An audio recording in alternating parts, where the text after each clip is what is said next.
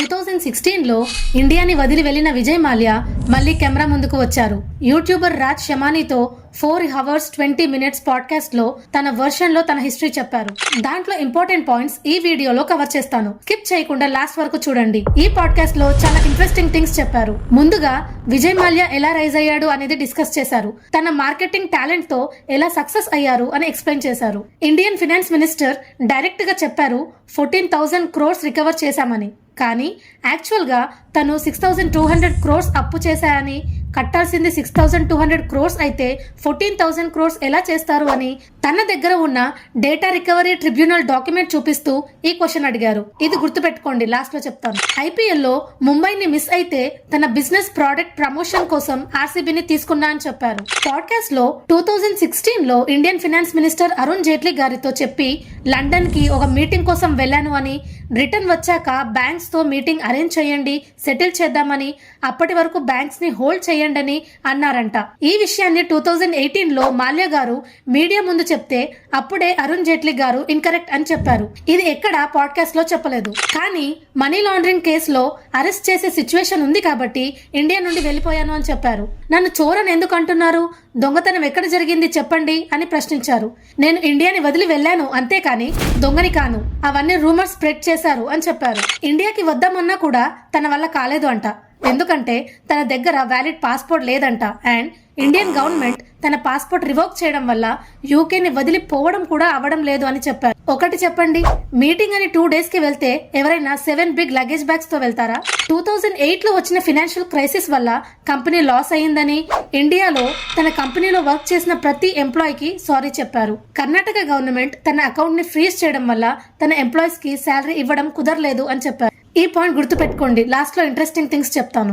India న్యాయపరమైన fair trial చేపిస్తే ఇండియాకి మళ్ళీ వస్తా అని చెప్పారు. ఇప్పుడు నా ఒపీనియన్ చెప్తాను.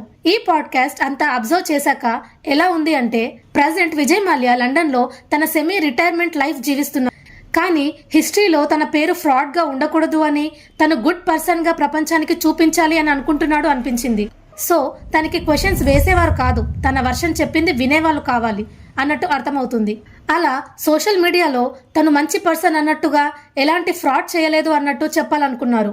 ఇది పెయిడ్ పాడ్కాస్టా ఆర్ ఒరిజినల్ పాడ్కాస్టా? మీ ఒపీనియన్ కమెంట్స్ లో చెప్పండి. ఇప్పుడు విజయ్ మాల్యా గారు చెప్పినట్టుగా 6,200 crores లోన్ తీసుకున్నారు అని అనుకుంటే, విజయ్ మాల్యా గారు ఇయర్ 2004లో కింగ్ ఫిషర్ పర్చేస్ చేయడానికి లోన్ తీసుకోవడం స్టార్ట్ చేశారు.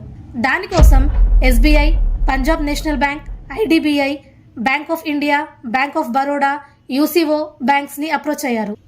So loan history started from 2004 and 2012 నాటికి గవర్నమెంట్ ప్రకారం 9,000 crores లోన్ తీసుకున్నారంట. యావరేజ్ గా 11 to 12% ఇంట్రెస్ట్ కి. పాడ్కాస్ట్ లో విజయ్ మాల్యా గారు 6,200 crores లోన్ తీసుకున్నా కానీ 14,000 crores రికవర్ ఎలా చేస్తారు అని అడిగారు. అది ఎందుకంటే 2012లో కింగ్ ఫిషర్ ఎయిర్లైన్స్ ని సస్పెండ్ చేశారు. బ్యాంక్స్ విజయ్ మాల్యా కంపెనీని నాన్ పర్ఫార్మింగ్ అసెట్ గా డిక్లేర్ చేశారు. సో 2012 నుండి ఇంట్రెస్ట్ క్యాల్కులేట్ చేస్తే విజయ్ మాల్యా గారు చెప్పినట్టు 6,200 crores కి విత్ 11.5% ఇంట్రెస్ట్ చేస్తే 2025 ఇయర్ వరకు అప్రాక్సిమేట్ గా 12,000 crores కట్టాలి గవర్నమెంట్ కి. ఇంట్రెస్ట్ ఒక్కటే ఇంతుంటే ఇన్ని ఇయర్స్ లోన్ కట్టకుంటే పెనాల్టీస్ ఉండవా? కానీ ఒకటి అబ్జర్వ్ చేస్తే విజయ్ మాల్యా గారు 2004 నుండి లోన్ తీసుకున్నారు, కానీ నేను 2012 నుండి మాత్రమే క్యాల్కులేట్ చేశాను. లోన్స్ తీసుకున్న ఇయర్ 2004 నుండి టోటల్ క్యాలిక్యులేట్ చేస్తే ఇంకా ఎంత వస్తుందో. నేను చేసింది అజ్యూమ్డ్ అండ్ అప్రాక్సిమేట్ క్యాలిక్యులేషన్, కానీ మనం బ్యాంక్స్ క్యాలిక్యులేషన్ ని కన్సిడర్ చేయాలి. బ్యాంక్ లో లోన్ తీసుకుంటే ఇంట్రెస్ట్ కూడా కట్టాలి కదా. రైతులకు చేసినట్టు రుణమాఫీ చేయాలా ఏంటి?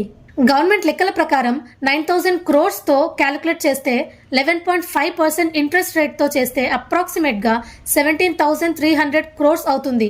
అంటే ఇంకా రికవర్ చేయాల్సింది ఉందా? బ్యాంక్స్ తో సెటిల్మెంట్ చేద్దాం అన్నారంట, కానీ 9,000 crores తీసుకుని 6,200 crores కడతామంటే ఎవరైనా ఒప్పుకుంటారా? ఏమో, ఇంకా బ్యాంక్ వాళ్ళకే తెలియాలి. ఇంకా 2004 నుండి ఇంట్రెస్ట్ క్యాలిక్యులేట్ చేస్తే ఇంకెంత బిగ్ నెంబర్ వస్తుందో ఏమో. But thanks for Indian government, cover చేశారు.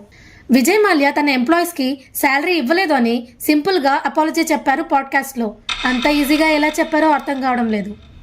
శాలరీ ఇచ్చే సిచ్యువేషన్ లో ఉండి కూడా ఇవ్వలేదు. 2011లో సహారా ఇండియా గ్రూప్ నుండి $100 మిలియన్ ఇన్వెస్ట్మెంట్ వచ్చింది. 2012లో డియాజియో కంపెనీ విజయ్ మాల్యా అండర్లో ఉన్న యునైటెడ్ స్పిరిట్స్లో 42% స్టేక్ని తీసుకున్నారు. దాంతో మాల్యా గారికి $2.1 బిలియన్ వచ్చాయి. ఈ మనీ ఎంప్లాయీస్కి శాలరీస్గా కూడా ఇవ్వచ్చు. బట్ ఇవ్వకుండా గవర్నమెంట్ తన అకౌంట్ ఫ్రీజ్ చేయడం వల్ల శాలరీస్ ఇవ్వలేదు అంటున్నారు.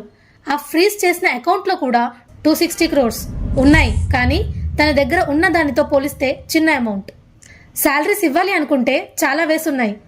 ఇండియాలో ప్రాబ్లం వస్తే లండన్లో సెటిల్ కావచ్చు అని తెలిసిన పర్సన్కి తన అకౌంట్ ఫ్రీజ్ అయితే ఇంకొక థర్డ్ పార్టీ అకౌంట్తో ఇవ్వచ్చు అని తెలీదా?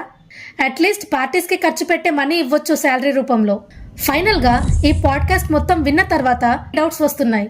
నంబర్ 1, ఇప్పటి వరకు ఇండియాలో విలన్లా చూపిస్తున్న విజయ్ మాల్యా గారిని సడన్గా కొన్ని రీల్స్లో హీరో ఆఫ్ జస్టిస్ లా చూపిస్తున్నారు. అండ్ కొంతమంది కావాలి అని చేసినట్టుగా కమెంట్స్ ఉంటున్నాయి. నంబర్ 2, ఇప్పుడు ఆర్సీబీ విన్నింగ్ సెంటిమెంట్తో తన వర్షన్ పాజిటివ్ న్యూస్ లా స్ప్రెడ్ చేయడానికి కరెక్ట్ టైం అనుకున్నారా? ఏమో, ఇవన్నీ ఆ దేవుడికే తెలియాలి. మనం అజ్యూమ్ చేసుకుంటాం, కానీ ఎగ్జాక్ట్గా ఏమైందో చెప్పలేం కదా. Thanks for watching this video till end. Vijay Mallya చేసింది ఎంతవరకు కరెక్టో కమెంట్స్లో చెప్పండి. వీడియోని లైక్ చేసి ఛానల్ని సబ్స్క్రైబ్ చేయండి.